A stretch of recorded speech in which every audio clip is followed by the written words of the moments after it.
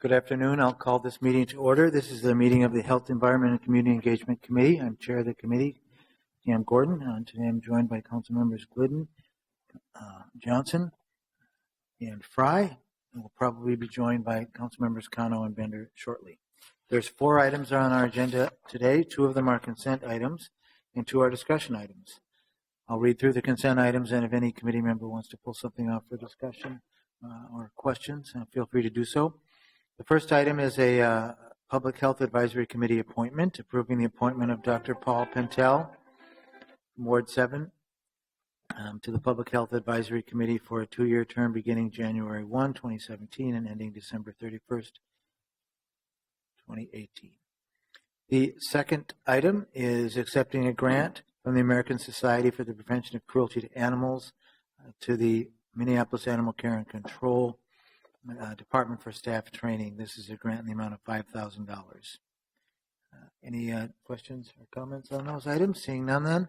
All those in favor, I will move both for approval. All those in favor, please say aye. Aye. Any opposed, say no. Those are passed then. Now we move on to our first discussion item.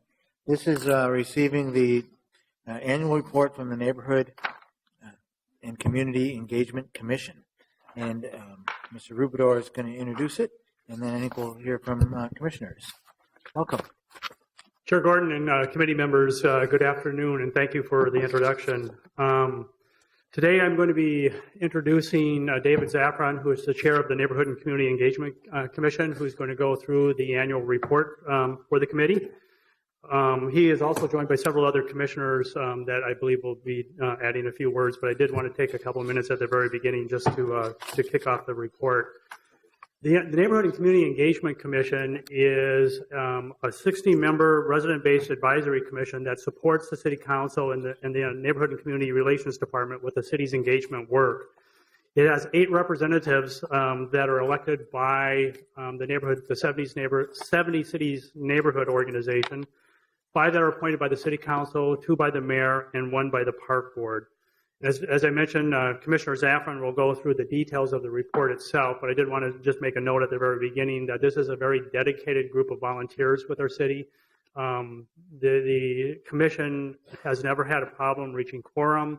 It's been very active, has multiple committees that are up and running, that the residents that are on the Commission dedicate a great deal of time and effort to this work. And last year alone, over 700 volunteer hours were contributed by the members of this commission. Not only do they focus in on just supporting the city's engagement work, but a large body of their work is focused around equity and inclusion and getting all representatives and all people of the city of Minneapolis engaged in the city's work. So with that, if I may, hand it over to Chair Zaffron to introduce the report. Thank you. Welcome, Mr. Zaffron. Thank you, members, for having me here today. And as Director Rubidor mentioned, I'm Dave Zaffron. I'm the current chair of the Neighborhood and Community Engagement Commission. It's my 3rd year serving on the commission, and the first as chair. And I can say from my 2+ years now serving on the NCEC that this is a group of people from year to year that is very dedicated to the work that we have in front of us to improve the city's processes for community engagement, for engagement with neighborhood organizations, and ensuring that all residents in the city are actively engaged both with city enterprise and with city decision making, as well as participating through neighborhood and other organizations to act on neighborhood priorities and put sets of priorities in front of their neighbors and the city that they want to see happen in their communities. So I will walk you through the sections of the report briefly. I'm joined by 2 other commission members today, Commissioner Jeff Strand and Commissioner Nick Chiclets, and I'll call them up here for a couple of these sections that they've led work on in the previous year. First off, Commissioner Strand, who's here, as well as former Commissioner Tessa Weegan, led a strategic planning process that led to the strategic plan that the NCC adopted last year, and that included clarifying our work plan, clarifying what it is that we want to accomplish as a commission, since there's really a lot that we can look at, and it's been it's a constant iteration with members as the commission evolves what we want to focus in on with our time and energy. Neighborhoods 2020, which was the establishment of a committee to look specifically at the department and the city's practices with neighborhood organizations and looking at how neighborhood organizations should be funded and structured and what their mission ought to be through 2020 and beyond.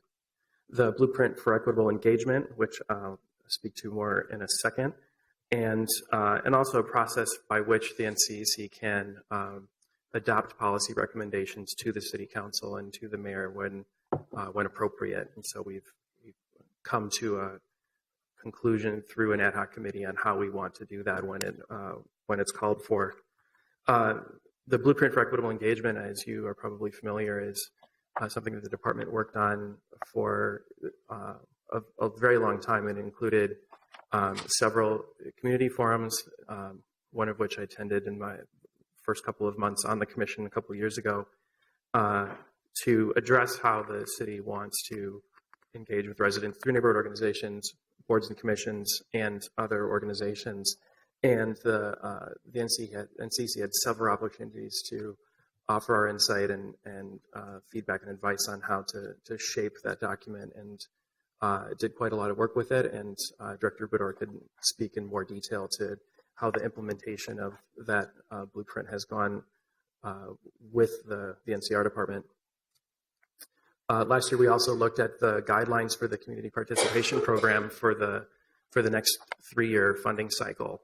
And so that was a big opportunity to take a look at how the city is prioritizing how we're funding neighborhood organizations and what the city wants to see out of the funds that are going to neighborhood organizations. And there were a number of revisions, both through the department as well as through the NCEC. A couple of the recommendations that came from the NCEC for those guidelines were a longer notice required for neighborhood organization annual meetings, so that people have more time to know that those meetings are going to happen and attend, as well as notifications to NCEC members for neighborhood organization applications to CPP and reviews of their CPP plans and funds, just to encourage greater engagement and communication between neighborhood organizations and the NCEC members who represent them on our commission. Community forums have been an ongoing and increasing interest of NCEC members over the last 2 years. We held 2 in the last year, one last December and another this past June, around specific topics that were of interest to NCEC members as well as community members. And at our last meeting just this fall, we created an ongoing committee of the NCEC to look at putting together a plan for quarterly community forums that would take place in different parts of the city, hopefully in collaboration with neighborhood organizations, again, on specific topics that are of interest to members, community members, and neighborhood organizations in those areas of the city. The One Minneapolis Fund and skipping ahead once to the Community Innovation Fund are the 2 different grant funds that the NCEC makes recommendations for recipients on to the City Council. You're probably pretty familiar with the One Minneapolis Fund in particular. I feel, for my own part, that this is, to me, this fund is identified very closely with the NCEC, and it's a big part of our identity as a group and our work, and sort of our priority as a commission in seeing an increase in diversity and inclusion and engagement and participation on behalf of all communities in the city and all people, regardless of their level of prior engagement and representation in city government. And I can say that this work has directly led to an increase in the diversity of the participation in city boards and commissions. And so in that sense, it has already had a durable and lasting impact in reaching one of its core goals. And so I think that we should be proud of that work, both as the commission that's made the funding recommendations, as well as this committee and the city council for implementing that plan and that part of our city's racial equity work. The Community Innovation Fund is newer. It's in the second year of its first 2-year funding cycle, and this is a fund that was named in the original framework for the future that envisioned the NCEC and the community participation program coming out of the NRP program. And its mission is to seek out locally relevant and innovative solutions to city identified goals. And in this first funding round, we decided to leave it wide open as far as what those city identified goals were, and let neighborhood organizations tailor their applications to any of the city's identified goals. And I think looking ahead to our next funding round, perhaps we will look at specific city identified goals that are perhaps seen as more pressing than others. And these are a set of projects that are still in progress, and there will be an initial report on their results from the NCR department soon. I want to step back for a second to the work of the Neighborhood 2020 Committee, which was created last year again to take a look at the future of neighborhood organizations in Minneapolis. And they really took on 2 core pieces of work. One was making recommendations to our full commission on what should happen with the community participation program guidelines. And the other was taking a bit broader of a look at what are ways that the city can better support neighborhood organizations and vice versa, and not just strictly within the bounds of the CPP program. And so to speak more on that, I'll introduce Commissioner Jeff Strand, who has served on that committee in both in a year that he was off of the NCC and then continuing on this year. Thank you. Welcome, Mr. Strand. Thank you, Chair Zafran and Chair Gordon and council members. Jeff Strand, Shingle Creek Neighborhood, Ward 4, council appointee. So the Neighborhoods 2020 Committee intentionally invited non-NCEC members to participate. Excuse me. And so among the recommendations that were developed were that the city require stronger outcomes related to the representative engagement, participation, voting rights, avoidance of exclusion from participation, and better ways to incentivize best practices among neighborhood organizations. The other charge, which the City Council I know is pursuing and has given the staff direction, which the NCR department has engaged with the NCEC, relates to exploring and seeking out future fundings to continue neighborhood programming.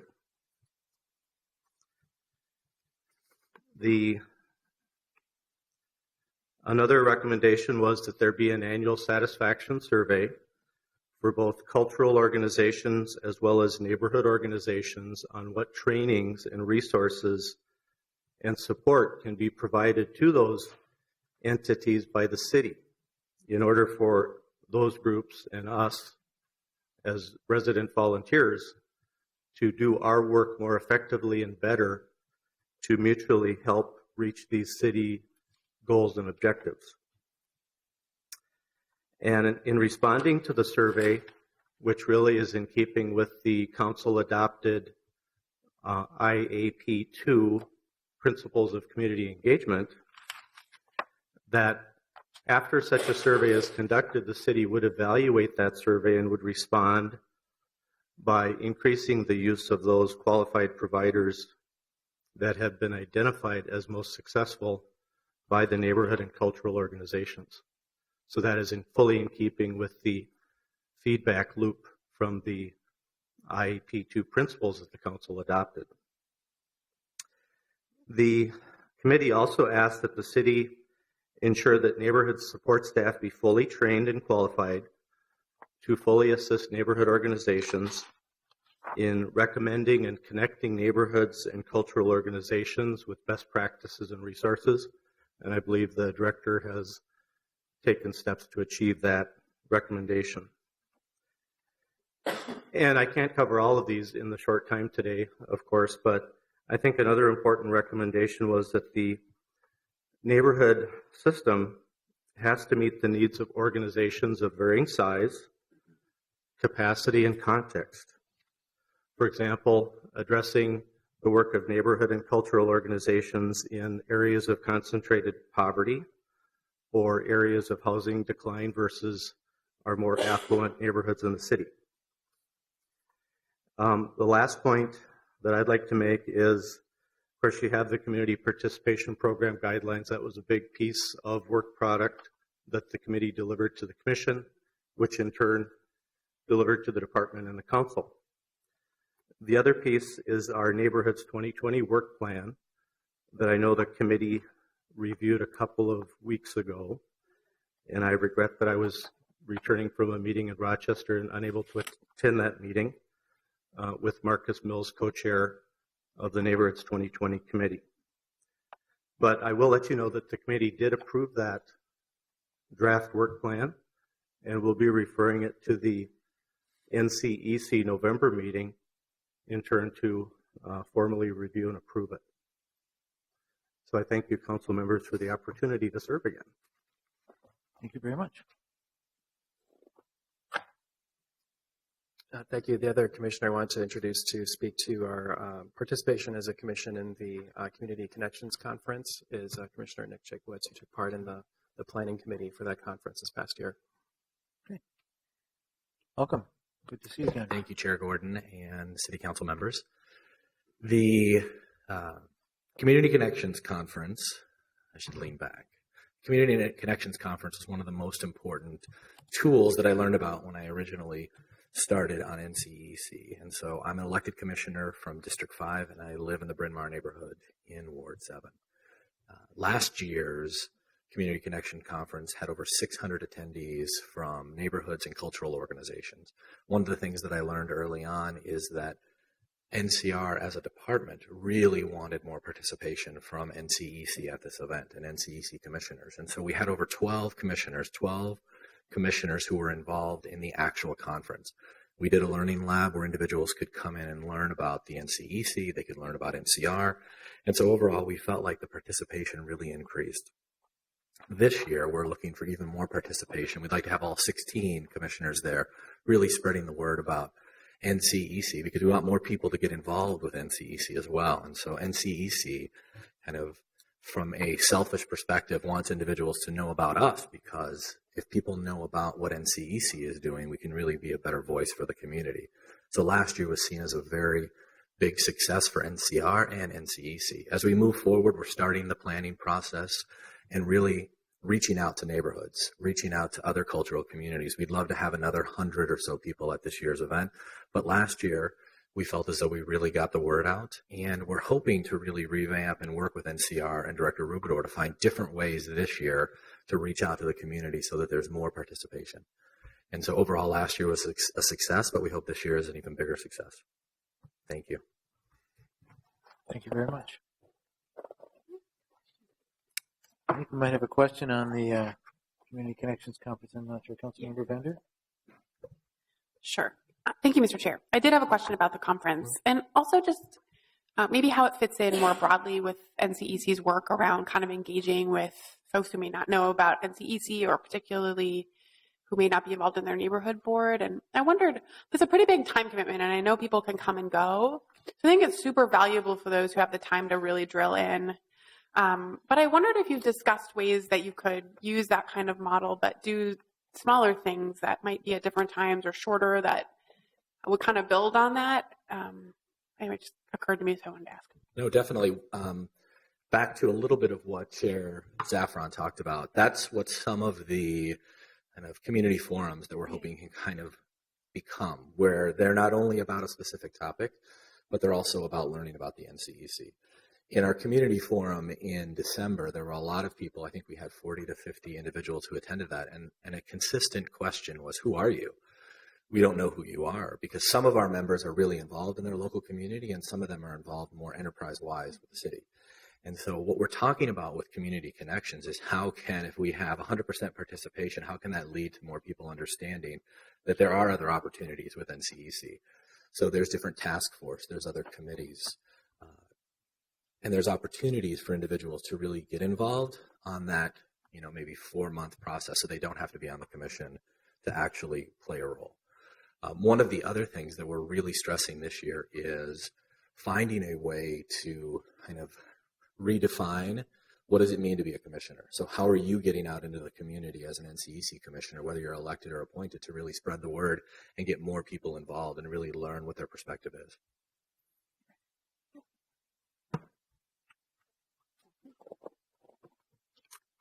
Thank you. And with that, I'll submit the report for your consideration. And are there any other questions from the committee?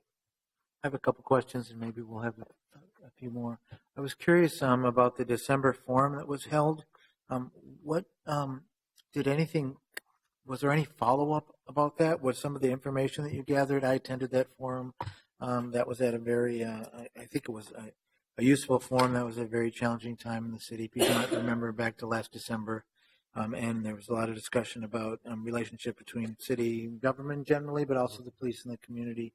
And I may have missed any follow-up, or maybe you can just tell us, what did you do with the information that you gathered there? Sure. There was a lot. So all of the comments from that evening were recorded, and we revisited those at a committee meeting afterwards in order to really process all of that input and information that came through at that forum and see how we can, where it fits into our work, frankly.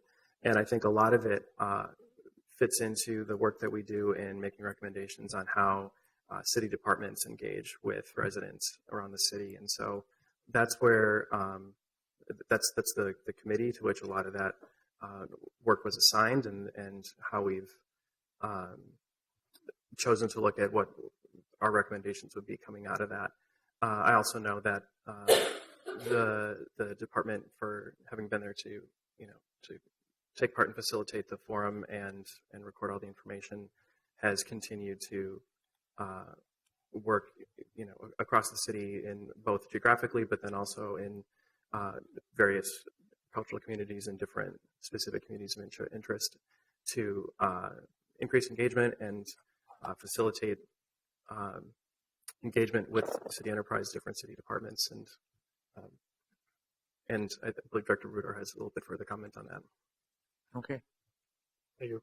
Chair Gordon and committee members, I would also say that forum also helped inform the body camera engagement process that we laid out with the police department, and moving forward with the development of that policy. Yeah, sorry. Well, I just will note that there was a lot of work that got done in the past year. I know that the Blueprint for Equity and the whole community participation program review and rewrite, that was very significant. I know there was also an evaluation that happened, and I think the commissioners participated in that evaluation. I'm a little bit curious about a couple things, and maybe this is more looking to the future, but the commission is divided into appointees and people who are elected by neighborhood organizations. Does that seem to be working well? I know with the first couple of years, it seemed like there was a clear divide on the commission, and maybe it wasn't as functional as it is today. I'm just curious if you ever talk about that as commissioners, and do you have any thoughts on that? I'll say as far as what's coming up, as well as for my own part,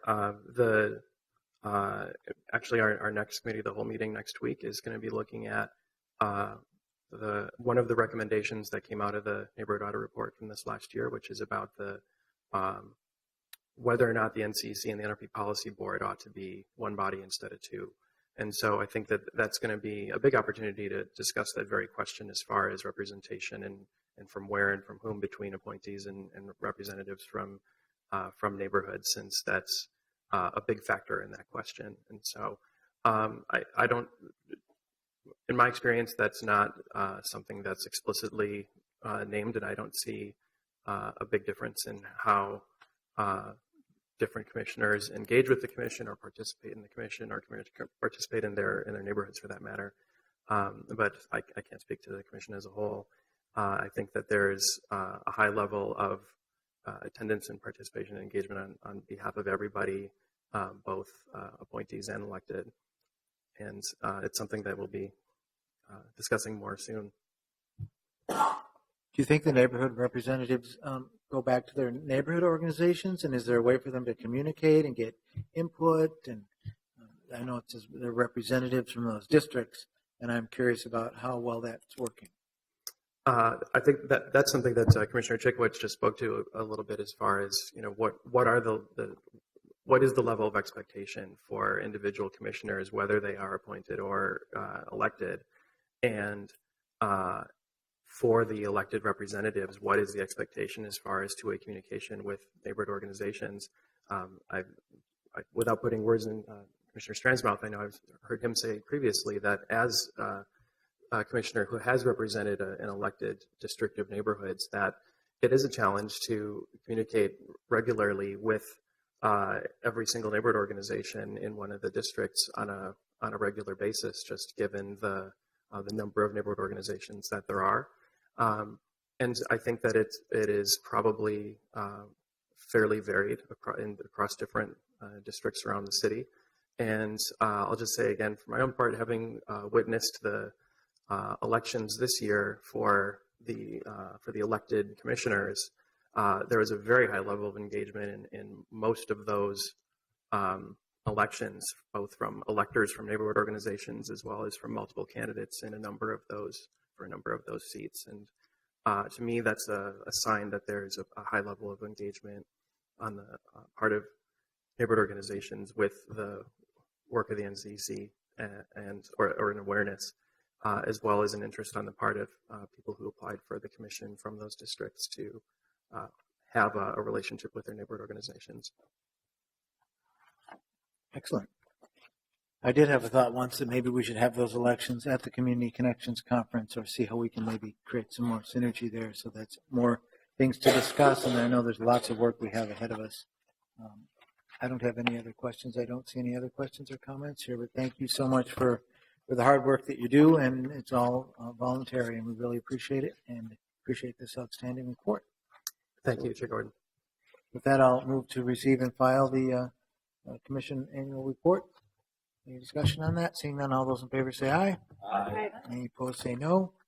And then we'll move on to our last item, which is a report on the One Minneapolis Annual Outcomes Report. Mr. Rubidor. Chair Gordon and committee members, again, David Rubidor, Director of the Neighborhood and Community Relations Department. Again, on this report, I'm going to just cue this up at the beginning and then introduce Justin Gorder, who is an intern at the NCR department. Justin is the one who put together the report. I thought it was an excellent report, and I asked him if he'd like the opportunity to present and discuss this with the council, and he said yes. So he will be up here in a minute. But first, to cue this up a little bit, the One Minneapolis report before you is for the 2014 funding cycle. I just want to make a note at the beginning. This funding cycle is basically for One Minneapolis start about 6 months after the approval of the budget, because it's needs to be approved by the council on an annual basis. And so by the time we get through the RFP process and the selection process, most of the organizations get their work underway around June or July of the grant year. And then we give them 18 months to complete the project. So in this particular cycle, the organizations were completing their work at the end of December of 2015, and thus why you have the report before you today. The program itself is to provide community-based nonprofit organizations with the ability to support diverse leadership and community engagement in the city of Minneapolis. And really the intent behind this fund is really to be able to partner with community-based organizations that are already doing engagement and leadership development in the community, and really develop a strong partnership between the city and the community. So in essence, really finding where those points of accent are, or those points within the community where good work is already being done, and then developing a partnership with those organizations to continue to do that. We're really looking to try to increase the number of underrepresented communities on Minneapolis boards and commissions through this work, increase the involvement of residents in engaged communities in policy decisions. Should probably jump to the next page there. And increase the involvement of residents of underrepresented communities and neighborhood and community organizations. In 2014, the One Minneapolis Fund was at $80,000. It has since grown to $182,000 in the following years. But in 2014, we were able to contract with 7 different organizations. I think we ended up with some really good results for the year. And with that, I'm going to turn it over to Justin Gorder for the continuation of the report. Thank you very much.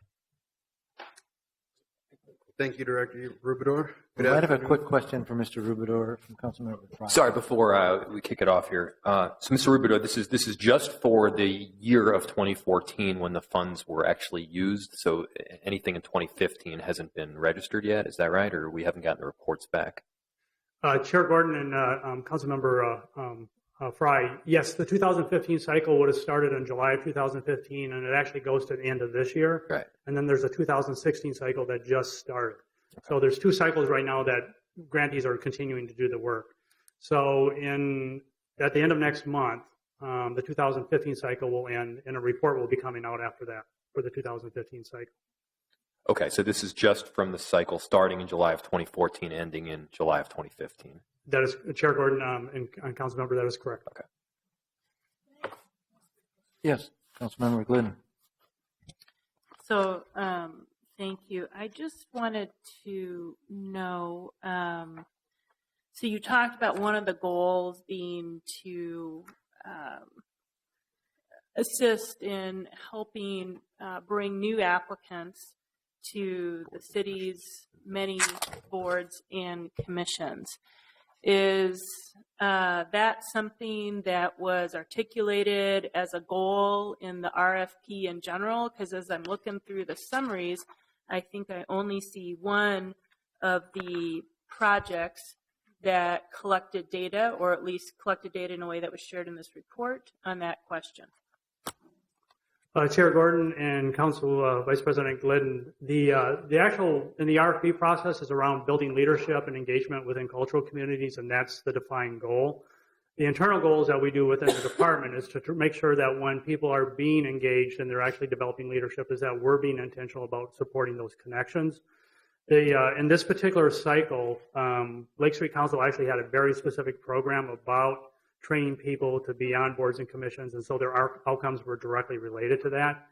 Generally, as we're selecting applicants, we're looking, or grantees for this program, we're looking for those direct connections with supporting other work in the city.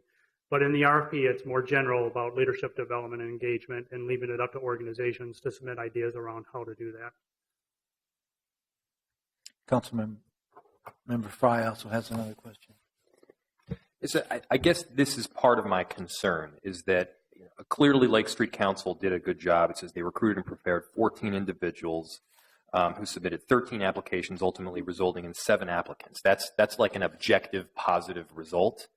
And as I'm looking through the booklet, the vast majority of the rest of the results are not really measurable at all. It's holding a meeting or a forum or a series of meetings, and they're not necessarily tied to the goals, 1, but 2, they don't necessarily deliver on the promises that were made through the RFP. Or 3, they're really good outcomes, but they're something that the organization was already doing before, regardless of the money that was allocated. Chair Gordon and Councilmember Fry, one of the things I would say that with the 2014 report, the program has since evolved in 2015 and 16. We've been more specific within specific areas. So part of this is a reflection of the program at the time period that it came out. So I know in the preceding years, we were much more specific about which groups we were trying to target and in order to engage. So the results that you're seeing really is from, in essence, the second year of the program. So again, I think we've highlighted and enhanced that particular piece. But ultimately, what the RFP was requesting was for organizations to develop and support leadership development within underengaged communities, which arguably in many of these situations, they were doing that. Our goal is to making sure that we're connecting that with city work. Okay, I think I would like to further ask questions, but I think it'll be more on the specifics, so I'll kind of let the presentation continue.